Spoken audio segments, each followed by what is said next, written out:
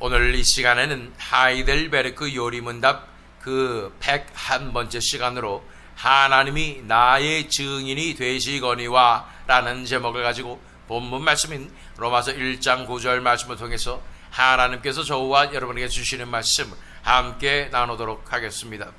우리 하이델베르크 요리문답에서 10계명을 묵상하고 있는 중이었습니다. 지금까지 1계명, 2계명, 3계명에 대해서 살펴보고 있었고 3계명에 대해서 특별히 거짓 증언하고 하나님의 이름을 망령되이 여기는 그런 부분에 대해서 나눴고, 특별히 맹세하는 부분에 대해서도 나눈 것을 보게 됩니다. 지난 시간에 살펴본 백문을 보면은 맹세나 저주의 말로 하나님의 이름을 모독하는 것이 정말로 그렇게 심각한 죄라서 그러한 죄들을 방지하거나 금지하는 최선의 길을 행하지 않는 자들에 대해서도 하나님께서는 진노하십니까? 그 답을 진실로 그렇습니다. 하나님의 이름을 모독하는 것보다 더 큰 죄가 없으며 그것보다 더 하나님의 분노를 자아내게 하는 것도 없습니다. 그래서 하나님은 그 죄를 죽음의 형벌로 다스리십니다 라고 대답하고 있는 것입니다. 한마디로 말해서 그래서 하나님의 이름을 망령되이 일컫는 모든 것들, 그런데 그것을 금하지 않는 상황이 되면 안 된다는 것입니다. 그래서 교회 안에 순수성과 순결성이 회복되어야 하고, 그러기 위해서 교회의 치리가 회복되어야 함을 이 마지막 시대의 교회들이 명심해야 한다고 지난 시간에 살펴보게 된 것입니다. 오늘은 101문입니다. 101문은 이렇게 질문하고 있습니다. 그러나 우리가 하나님의 이름으로 경건하게 맹세한다면 괜찮지 않습니까? 라는 질문이죠. 하나님의 이름으로 경건하게 맹세하는 그 맹세는 정말 좋은 맹세 아닙니까? 라고 물어보는 것이고, 이것에 대해서 하이델베르크 요리문답은 이렇게 대답하고 있습니다. 그렇습니다. 하나님의 영광과 이웃의 유익을 위하여 진리와 신뢰를 보존하고 증진시키려는 목적으로 맹세가 필요하거나 정부가 그것을 요구할 때에 그렇습니다. 이러한 맹세는 하나님의 말씀에 근거하여야 하며 신구약 성경에서 하나님의 백성들이 적합하게 사용하였습니다 라고 대답하고 있는 것입니다. 자, 이 질문이 왜 있었을까에 대해서 우리가 살펴볼 필요가 있고, 왜 이 질문이 의도하는 우리에게 알려주려고 하는 정보가 무엇인가를 살펴볼 필요가 있겠습니다. 그러나 우리가 하나님의 이름으로 경건하게 맹세한다면 괜찮지 않습니까? 그렇습니다. 하나님의 영광과 이웃의 유익을 위하여 진리와 신뢰를 보존하고 증진시키려는 목적으로 맹세가 필요하거나 정부가 그것을 요구할 때 그렇습니다. 왜 이러한 문답을 이 하이델베르크 요리문답에 넣었을까에 대해서 그 배경을 살펴볼 필요가 있겠습니다. 그것은 가톨릭 교회에서 이 맹세를 하고 또한 서원을 하고 이러는데, 성인들에게 맹세를 하고 또 기도를 하고 이러한 또 서원을 하고 이런 상황이 많이 벌어졌기 때문에 하나님의 말씀에 의하면 아무렇게나 그렇게 맹세를 하면 안 된다라는 측면을 가지고 있었는데, 마침 그것과 정반대되는 제세례파가 있었습니다. 에나바프티스트라고 얘기하죠. 이 사람들은 하나님의 말씀에, 특별히 예수님께서 하신 말씀에 결코 맹세를 하지 말라고 했기 때문에 맹세는 그 어떤 종류라도 하면 안 됩니다 라고 주장하였던 시대적인 배경을 가지고 있었던 것입니다. 그렇기 때문에 그것에 대해서 하이델베르크 요리문답은 그것도 아니다, 그렇게 극단적으로 나가는 것은 아니다, 하나님께서 원하시는 그런 맹세의 모습이 분명히 있다. 특별히 이 제세례파에서는 정부가 이렇게 충성을 맹세하게 하고 서약하게 하는 이런 것들도 다 참여해서는 안 된다라고 말하고 있었던 것이죠. 그래서는 안 됩니다라고 말하는 것이 하이델베르크 요리문답에서 이 문항에서 설명하고 있는 것입니다. 현대도 여호와의 증인 이런 사람들은 결코 총을 들으면 안 된다고 했기 때문에 군대도 안 가고 오히려 감옥에 가는 것을 선택하고 그렇지요. 이런 것처럼 극단적으로 이 성경의 말씀을 문자적으로 해석하고 붙잡는 그런 경우가 분명히 있다는 것입니다. 또한 제가 예전에 섬기던 교회에서는 이 여자들은 머리에 수건을 써야 한다라는 그러한 이것을 붙잡아서 문자적으로 붙잡아서 그래서 항상 기도회와 공적인 예배와 모임에서 그렇게 여자들이 수건을 써야 돼. 가톨릭 교회도 그렇게 수건을 쓰게 되는데 그런 식으로 문자적으로 말씀을 지키려고 한다는 것은 구약 시대에 율법을 문자적으로 지키려고 하였던 바리새인들의 모습과 다를 바가 없다는 사실을 알아야 됩니다. 그렇다면 머리에 수건을 쓰라고 왜 사도 바울은 얘기했을까? 이것 또한 우리는 영적인 의미로 받아들여야 되는 줄 믿습니다. 이것은 하나님께서 주시는 그 권위가 분명히 있다는 것입니다. 그래서 하나님께서 주신 이 권위와 질서에 순복하는 그런 영적인 노후를 쓰고 그렇게 우리가 살아가야 함을 바라봐야 한다는 것입니다. 하나님께서 남자와 여자를 창조하실 때에 분명히 다른 목적과 다른 장점과 단점을 가지고 창조하셨고, 확실한 것은 남자와 여자가 하나가 되어야 비로소 인간 구실을 할 수가 있다는 것입니다. 남자는 겉으로 드러나는 모습이고 리더의 모습이지만 아주 부족한 부분이 많고, 여자는 돕는 자로서 창조되었기 때문에 그 남자의 부족한 부분을 다 채우게 돼서 둘이 하나가 될 때야 비로소 한 팀이 되고 하나님께서 쓰실 수 있는 그릇이 될 수 있다는 것을 우리는 바라보게 되는 것입니다. 그러나 그것은 분명히 질서가 있다는 것이고, 그것이 바로 영적인 노를 쓰는 것으로 표현이 된다는 것을 우리가 바라볼 필요가 있는 것입니다. 어쨌든 이렇게 문자적으로 이 하나님의 말씀, 예수께서 하신 말씀들을 그냥 있는 그대로 지켜야 된다, 이렇게 율법적으로 바라본 경우에 많은 문제가 생기게 된다는 것입니다. 이렇게 제세라파 같이 문제가 생긴다는 것입니다. 어떤 말씀 때문에 그렇습니까? 예수님께서 마태복음 5장 34절로 36절에 이렇게 말씀하시고 있기 때문입니다. 그러나 나는 너희에게 말한다. 아예 맹세하지 말아라. 하늘을 두고도 맹세하지 말아라. 그것은 하나님의 보좌이기 때문이다. 땅을 두고도 맹세하지 말아라. 그것은 하나님께서 발을 놓으시는 발판이기 때문이다. 예루살렘을 두고도 맹세하지 말아라. 그것은 크신 임금님의 도성이기 때문이다. 내 머리를 두고도 맹세하지 말아라. 너는 머리카락 하나라도 희게 하거나 검게 할 수 없기 때문이다. 이것은 예수님께서 말씀하신 말씀이기 때문에, 특별히 산상수훈에서 말씀하신 말씀이기 때문에 이것은 정말로 priority, 우선순위를 가지고 있는 아주 중요한 말씀인 것은 사실입니다. 그러나 이 예수님께서 말씀하신 것을 문자적으로 해석해서 결코 맹세를 할 수 없다고, 이제는 절대로 맹세하면 안 된다라고 해석하는 것은 정말 큰 위험이 있다는 것입니다. 왜냐하면 이것은 원칙입니다. 예수님께서 하신 말씀의 원칙이고, 그 뜻을, 영적인 의미를 우리가 알 필요가 있다는 것입니다. 왜냐하면 분명히 성경에 맹세하는 부분에 대해서 자세히 나와 있기 때문인 것입니다. 신명기 6장 13절 말씀 읽어보면, 당신들은 당신들의 하나님을 경외하며 그를 섬기며 그의 이름으로만 맹세하십시오 라고 말씀하고 있기 때문인 것입니다. 또한 이 정부에 관한 것도 로마서 13장 6절로 7절 말씀을 읽어보면, 같은 이유로 여러분은 또한 조세를 바칩니다. 그들은 하나님의 일꾼들로서 바로 이 일을 하는데 힘쓰고 있습니다. 여러분은 모든 사람에게 의무를 다 하십시오. 조세를 바쳐야 할 이에게는 조세를 바치고, 관세를 바쳐야 할 이에게는 관세를 바치고, 두려워해야 할 이는 두려워하고, 존경해야 할 이는 존경하십시오. 로마서 13장에 보면은 위에 세우신 그 권세에게, 정부에게 복종하고 순종하라는 말씀을 하고 있는 것입니다. 이런 측면에서 봤을 때, 그러면 하나님의 말씀이 이랬다 저랬다 하는가? 하나님의 말씀이 정말로 상반되고 모순되는 말씀들인가라는 생각을 하게 되는 것입니다.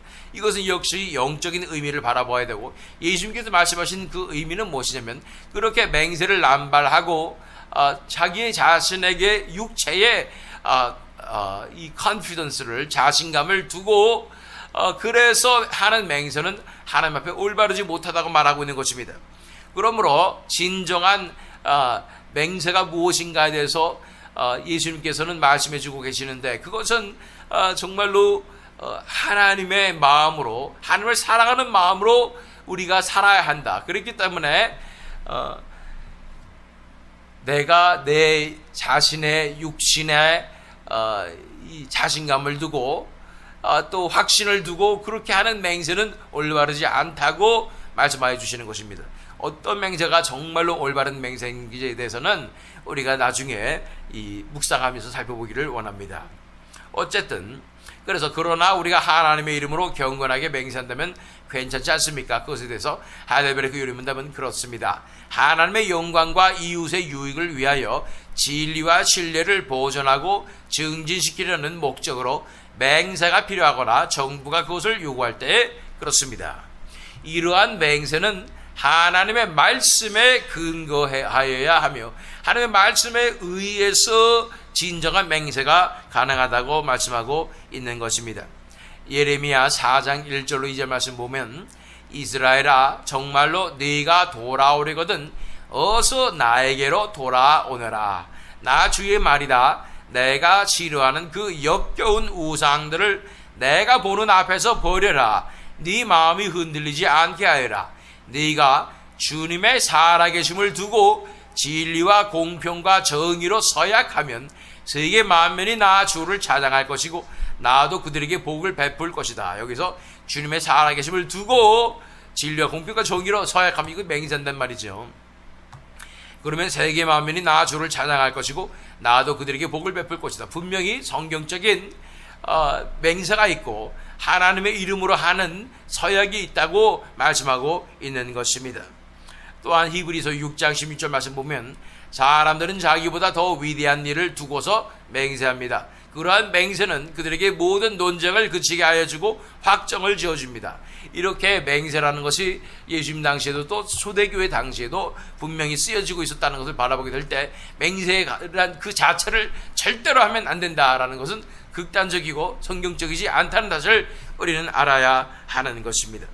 자, 그래서 하나님의 이름으로 경건하게 맹세하면 괜찮지 않습니까?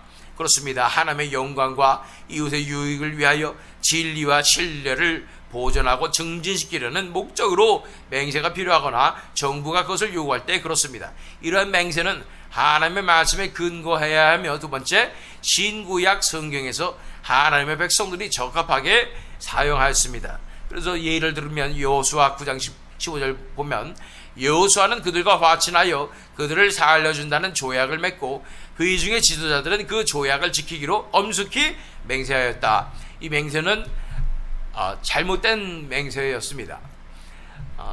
이 기드온 백성들을 아니죠. 기브온 백성들을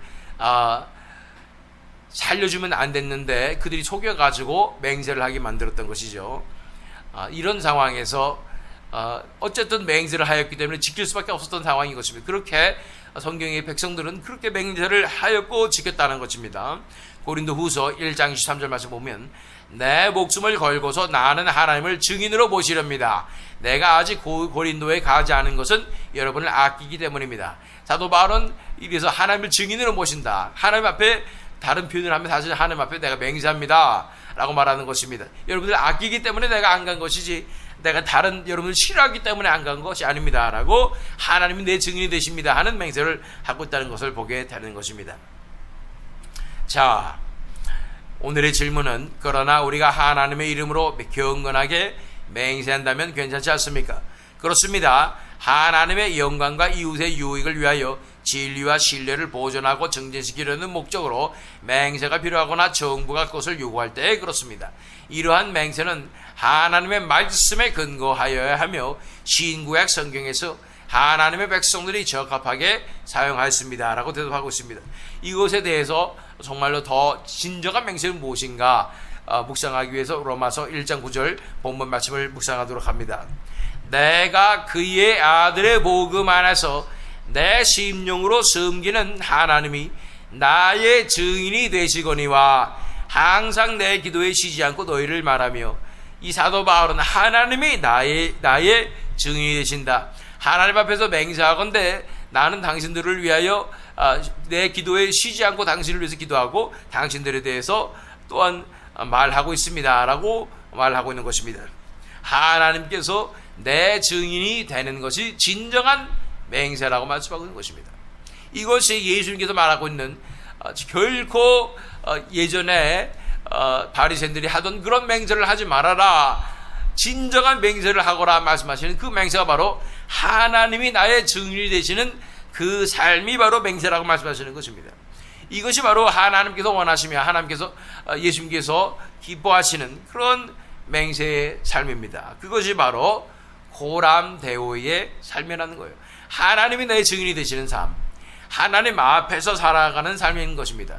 특별히 내가 따로 서원하고 맹세할 필요가 없이 그냥 하나님이 내 증인이 되시는 거예요. 하나님 앞에서 모든 행동을 하는 것이고 그렇게 살아가는 것입니다. 그렇게 고백하고 그분 앞에서 살아가는 삶이 바로 하나님께서 원하시는 진정한 맹세의 삶이라는 것을 우리가 알아야 한다는 것입니다. 미가 6장 8절 말씀 읽어보면 너 사람아 무엇이 착한 일인 줄을 주님께서 이미 말씀하셨다. 주님께서 너에게 요구하시는 것이 무엇인지도 이미 말씀하셨다. 오로지 공의를 실천하며 인자를 사랑하며 겸손히 내 하나님과 함께 행하는 것이 아니냐라고 말씀하고 있는 것입니다. 하나님과 함께 행하는 것, 하나님 앞에서 살아가는 것, 하나님만이 나의 증인이 되시는 것이 진정한 하나님께서 기뻐하는 맹세로 나아가는 삶이라고 말씀하고 있는 것입니다. 하나님과 함께 행하는 것, 하나님 앞에서 살아가는 것, 하나님만 염두에 두고 살아가는 삶, 하나님만 케어하는 삶, 하나님의 감정만 케어해드리는 삶이 진정한 맹세의 삶이다 라고 말씀하시는 거예요. 그것이 예수님께서 말씀하신 산상수훈에서 말씀하신 도저히 맹세하지 말지니 라고 말씀하셨던 그 삶이라는 것 사실을 우리가 알아야 된다는 것입니다. 다른 사람들 앞에서 살아가는 삶이 아니라 하나님 앞에서만 사는 삶입니다. 우리는 얼마나 다른 사람들 앞에서 사는 삶이 익숙합니까? 우리가 혼자 있을 때 빼놓고 우리가 사는 모든 삶은 다 다른 사람들 앞에서 사는 삶입니다. 그래서 우리의 옷 매무새와 우리의 옷 입는 것, 우리가 꾸미는 것, 화장하는 것, 치장하는 것, 이 모든 것도 다 사실은 다른 사람 앞에서 사는 삶이기 때문에 신경이 안 쓰여질 수가 없지요. 제 아내가 주일날 파마를 하였는데 이런 파마를 하는 이 모든 과정에서도 내가 파마가 잘 됐든지 못 됐든지 왜 신경이 써지나요? 다른 사람 앞에서 그렇게 보여지기 때문인 것입니다. 그런데 그렇게 신경 쓰고 우리가 살기 때문에 그 결과가 우리 삶 가운데서 다른 사람 앞에서 보여지는 삶이 따로 있다는 사실을 우리가 알아야 하는 것입니다. 그 결과는 어쩔 수 없이 우리가 다른 사람들 앞에서 가면을 쓰고 살아가는 그 삶으로 나아갈 수밖에 없다는 것이죠. 그것을 나쁘게 말하면 아주 가식적인 삶이 되는 것입니다. 그런데 이런 가식적인 삶을 두고 내 깨어있는 삶의 대부분을 이렇게 가식적으로 살아가기 때문에 착각하게 되죠. 내가 정말 이런 가식적으로 보여지는 다른 사람 앞에 보여주고 싶은 그 삶을 살아가는 이 모습이 내 진짜 모습인 줄 알고 착각하게 된다는 것이죠. 진짜 모습은 나 혼자 있을 때 또는 아무런 신경 쓰는 사람이 없을 때 사는 사람이 보여지는 모습이 진짜 모습임을 우리가 알아야 되는 것입니다. 지난번에 제가 말씀드린 대로 가장 스트레스 받아서 내가 모든 가면이 다 벗겨질 때 그때 모습이 내 참 모습이다. 하지만 이렇게 다른 사람 앞에서 사는 삶이 아니라 오직 하나님 앞에서만 사는 삶을 살아가는 게 바로 고람데오의 삶인 것입니다. 사도 바울이 그래서 말씀하고 있는 것입니다. 하나님께서 내 증인이 되신다 라고 말하는 이유가 있습니다. 왜냐하면 내가 하나님 앞에서 살아가기 때문에 하나님은 다 내 삶을 보고 계시고 하나님은 내가 무슨 생각을 하는지 다 알고 계시기 때문에 하나님만이 내 증인이 되신다라고 말하고 있다는 것입니다. 이 말은 뭐냐면 다른 사람들은 다 몰라도 된다는 거예요. 다른 사람들이 어떻게 생각하든 상관이 없다는 거예요. 나는 다른 사람들을 의식하지 않는다는 거예요. 시선을 의식하지 않는다는 거예요. 오직 하나님의 시선만 의식하겠다는 겁니다. 이런 삶은 정말로 다른 사람이 몰라도 되니까 오른손이 하는 것을 왼손이 모르는 삶입니다. 다른 사람들이 나를 알아주지 않아도 돼요. 내가 했던 선행 같은 거 다른 사람들이 몰라도 괜찮습니다. 다른 사람들이 나의 진심을 오해해도 괜찮아요. 하나님만 알아주시면 되는 겁니다. 이것이 진정으로 하나님 앞에서만 사는 삶이고, 이 삶은 맹세가 필요 없는 삶입니다. 그냥 하나님이 다 보고 계시는데 무슨 맹세가 필요하겠어요? 우리가 스스로 맹세한다는 것은 내 스스로에 대한 자신감을 가진다는 뜻이에요. 내가 지킬 수 있다고 생각한다는 거예요. 없어요. 하나님의 은혜가 아니고선 우리가 어떻게 그렇게 살 수가 있겠습니까? 단지 우리가 할 수 있는 것은 하나님 앞에서 진실되게 그렇게 하나님이 다 보시는 상황 가운데서 말을 하고 고백을 하고 또한 행동을 하는 것입니다. 하나님 앞에서 신실한 삶을 살기 위해서, 하나님이 내 증인이 되는 삶을 살기 위해서 내가 어떠한 희생을 치렀는지, 어떠한 손해를 감수하였는지, 어떠한 아픔을 겪었는지, 어떠한 외로움을 겪었는지 주님만 아시는 삶입니다. 구구절절히 다른 사람한테 얘기할 필요도 없고 다른 사람이 알 필요도 없어요. 그냥 하나님만 알면 되는, 아시면 되는 삶인 것이에요. 그 삶을 사도 바울은 살았기 때문에 하나님만이 나의 증인이 되신다고 말씀하고 있는 것입니다. 사람들에게는 욕을 먹는 삶일지 몰라요. 어떻게 저렇게 살 수가 있고 저렇게 남들에게 신경 쓰지 않고 저렇게 살 수 있는가. 그러나 주님 앞에서는 부끄럽지 않은 삶인 것입니다. 이런 사람들은 세상에서 참 못났다고 욕을 먹어도 하나님께서는 의롭다고 하시는 사람들입니다. 사랑하는 성도 여러분, 여러분은 주님의 이름 때문에 오해당하고 욕을 먹고 무시를 당하고 외로움을 겪어본 적이 있으십니까? 진정한 성도의 삶은 그렇습니다. 당연히 이렇게 오해당하고 욕을 먹고 나의 수치가 드러나고 발가벗겨지고 십자가에 높이 올림을 당해서 겨울나무와 같이 앙상하게 나의 모든 부끄러운 부분이 다 드러나는 그런 삶인 것입니다. 그럼에도 불구하고 이 모든 것이 괜찮아요. 하나님께서는 아시니까, 하나님만이 나의 증인이 되시니까 이 모든 것을 다 겪어낼 수가 있는 것입니다. 이러한 삶을 살아가는 사람들은